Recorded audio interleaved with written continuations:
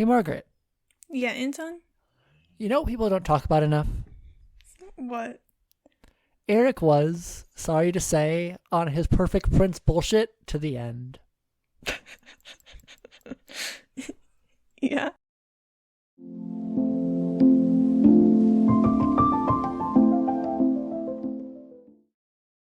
Welcome to People Don't Talk About Young Royals. I'm Anton, my pronouns are he, they. And I'm Margaret, my pronouns are they, them. And we're people here to discuss the show our friends are sick of hearing us talk about. If that sounds like you, stick around. If your friend sent you this podcast out of a desperate attempt to get you to watch Young Royals, take this as a sign. Go watch Young Royals. I just realized this probably isn't the best thing to say on an episode where we talk about one of the most major spoilers of the show. Well, we've So go watch all of Young Royals and then come back to this episode. Yes. Or at least the first 3 to 4 episodes. Those who have watched the show, beware sending this episode to people, I guess. Yeah. But, I mean, especially with the title of this episode.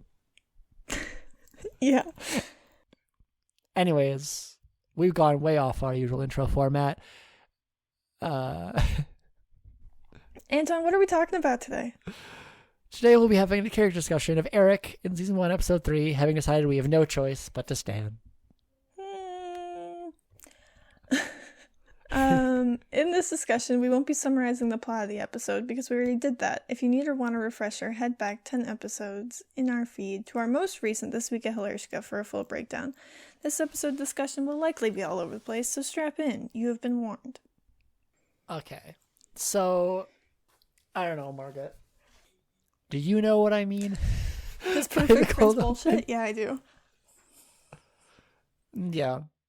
Well, to explain to the listener what I mean, I'm just going to directly quote the English subtitles for what Erik says in his one and only scene in this episode.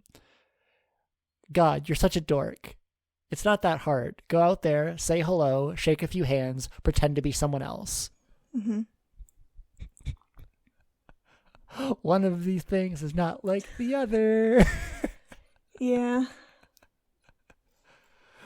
Like, it's so wild to me how every time that's just played straight.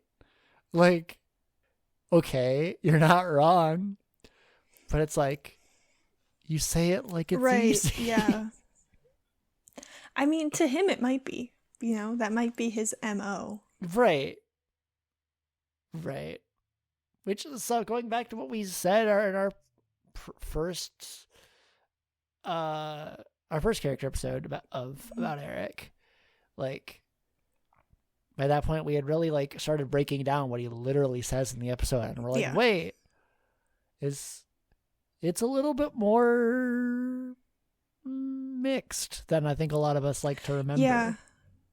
Like what he says to Wilhelm. It is. That is true.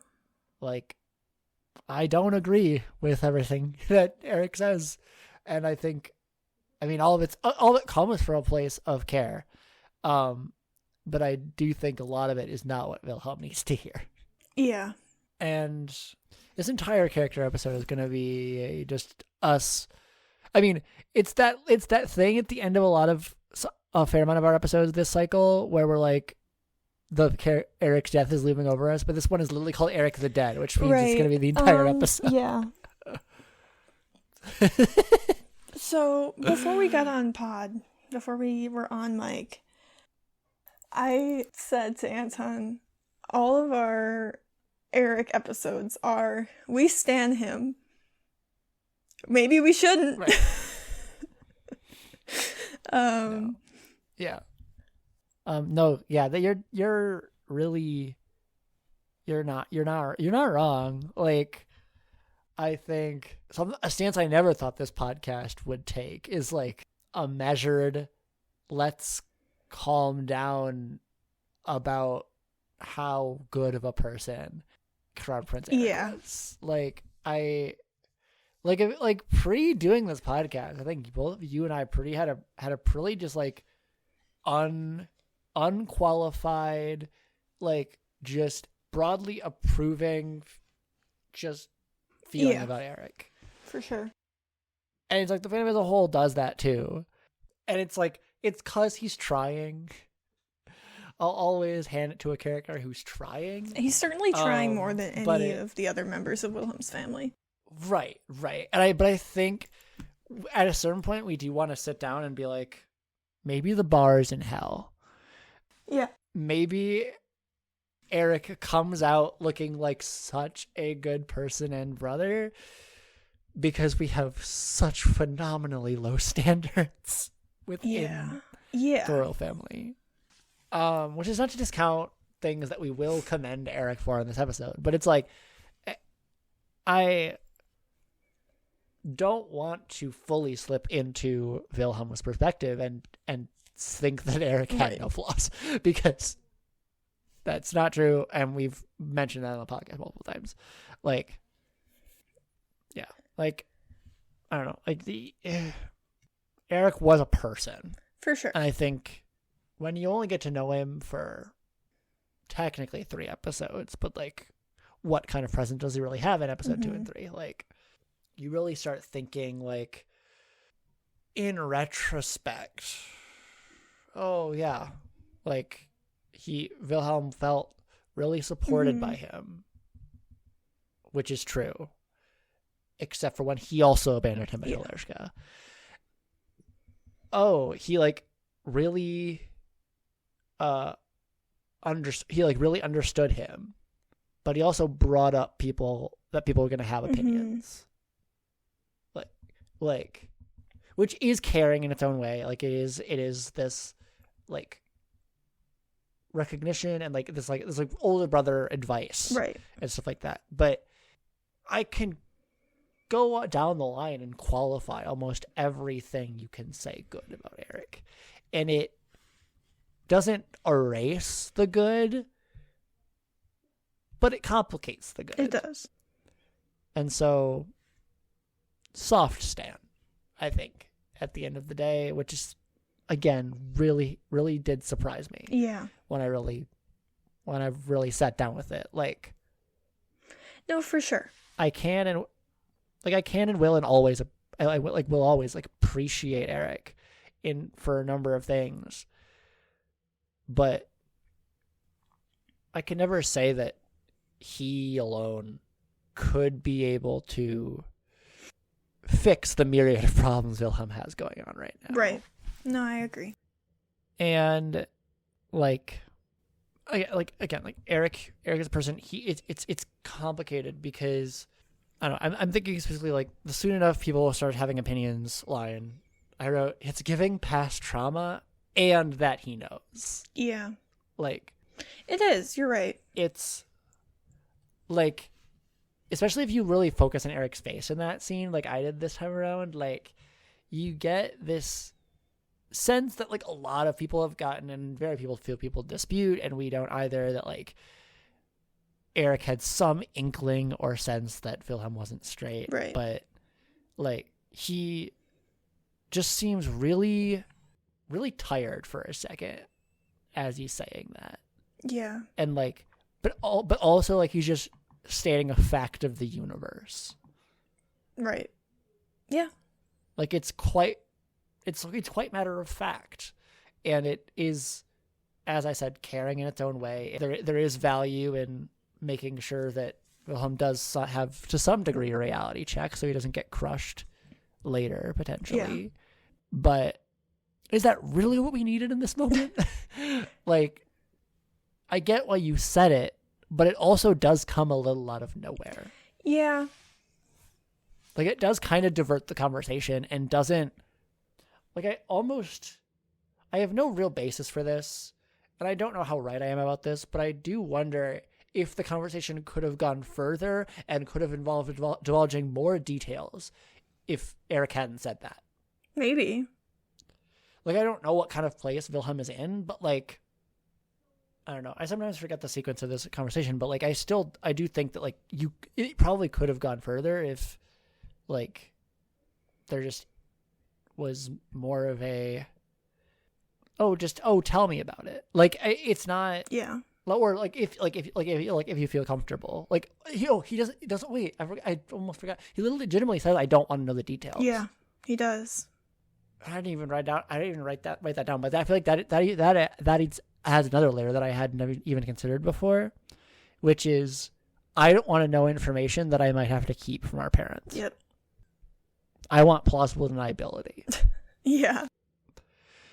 Which is a fucking wild thing to say about your little brother. But it feels undeniably true. It does. I can't imagine wanting plausible deniability with your parents. You just lie. But you lie for your siblings. That's what you do. Yeah. But you're right. It does it does give, don't give me any information that I'll be in trouble for knowing and not disclosing. Yeah.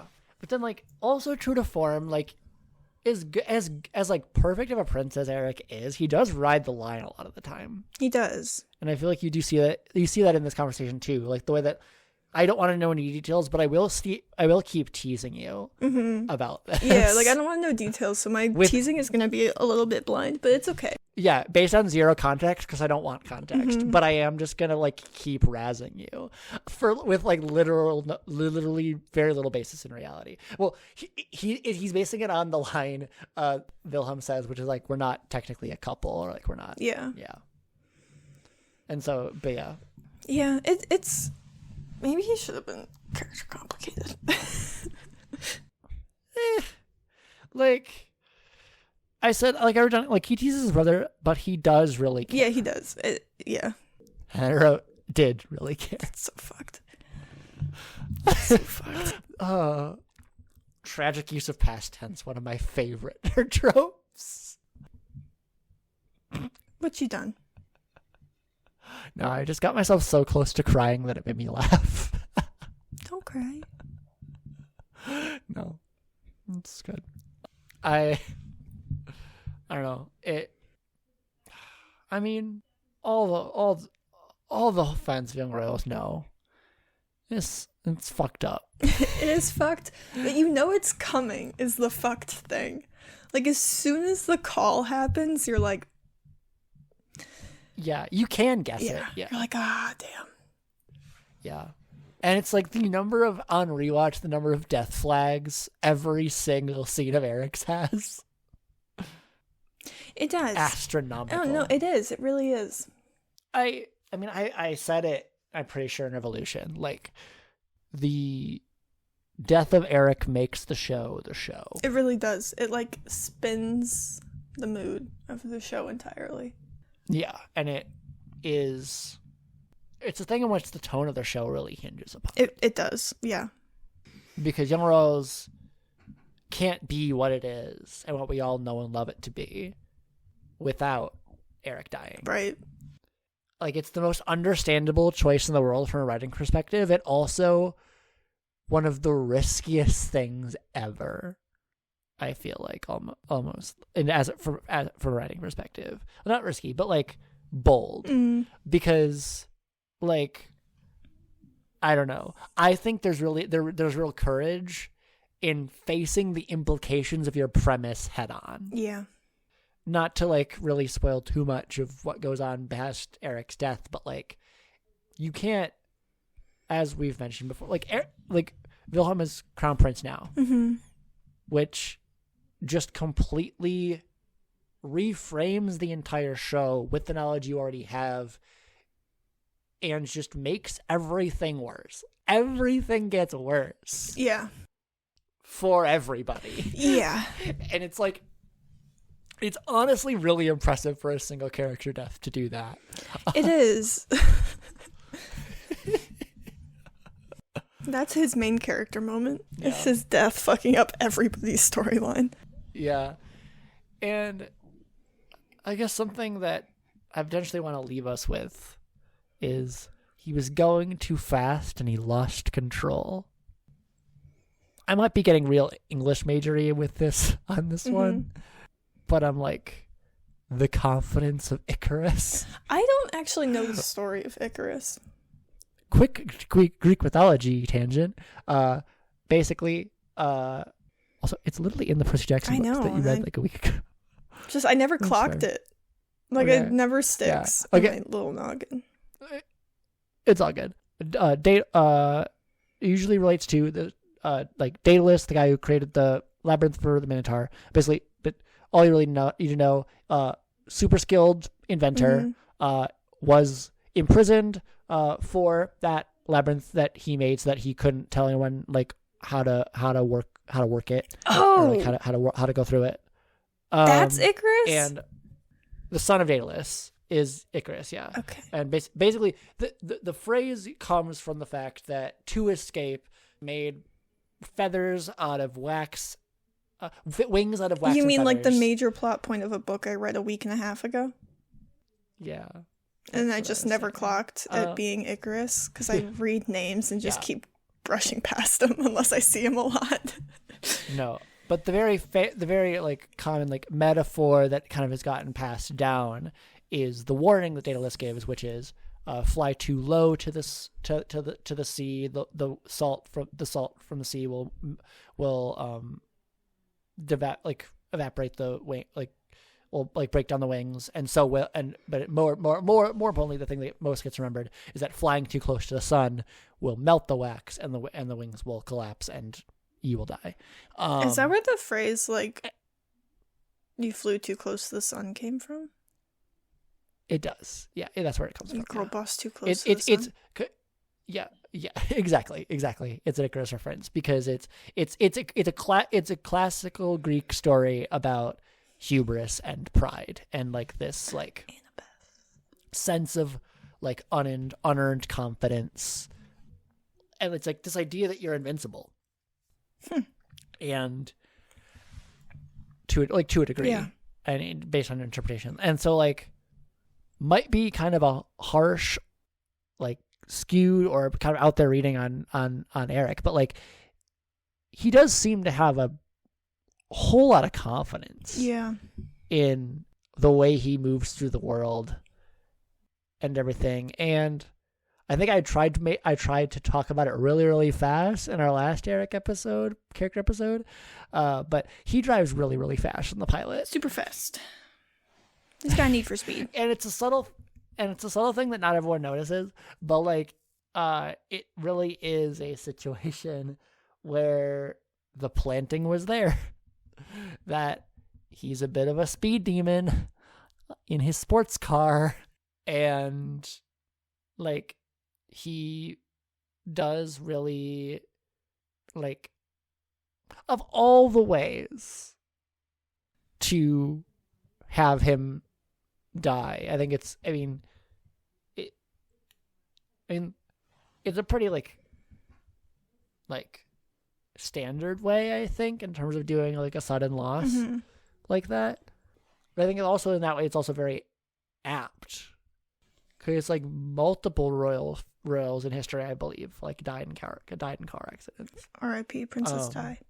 Yeah, and I think it's we don't know the extra context, and we don't really ever get it. I don't know how important it is, but it's like this. The idea that this person who was really, in a sense, like in control of his public image and like knew how to pretend to be someone else, he still does have this moment of recklessness, of a lack of forethought, and he pays for it. And it's like it's a tragedy. And it makes sense in context, and it just like you keep wondering like what it could mean about his character. Like, why was he going fast? Like, what was the context? Like, what, blah, blah, blah. And it just keeps me thinking about how there's so much we don't know, and we'll just never know. For sure. About Erik. For sure. Yeah. Yeah. With that, I will say that I will get in my little spiel at the end, I think, because I think that's all we have to say. Yeah, I think so too.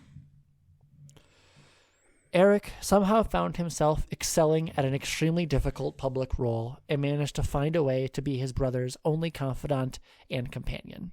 He was far from perfect, but was compassionate in moments where it counted, and there's no real way any audience member won't miss his presence on the show moving forward. If only for the effect he has on other characters. Mm-hmm. Like, he was not blameless or faultless in any capacity, but he was still a light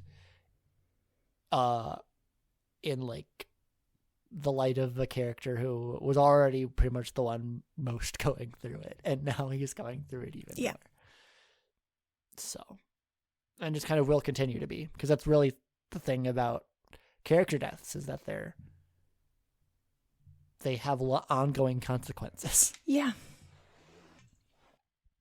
That never really go away. Thank you for listening. If you'd like to keep up to date with... Oh, sorry. Do you have anything No, else? of course I don't. Do your fucking outro. Sorry, that was really aggressive. It's all good. If you'd like to keep up to date with when we release new episodes and other pod-related announcements, you can check out our Instagram or our threads at People Don't Talk About. Our next episode will be Privilege Punishment for Season 1, Episode 3. So stay tuned. And with that, all I have to say is... Let's start a revolution, baby.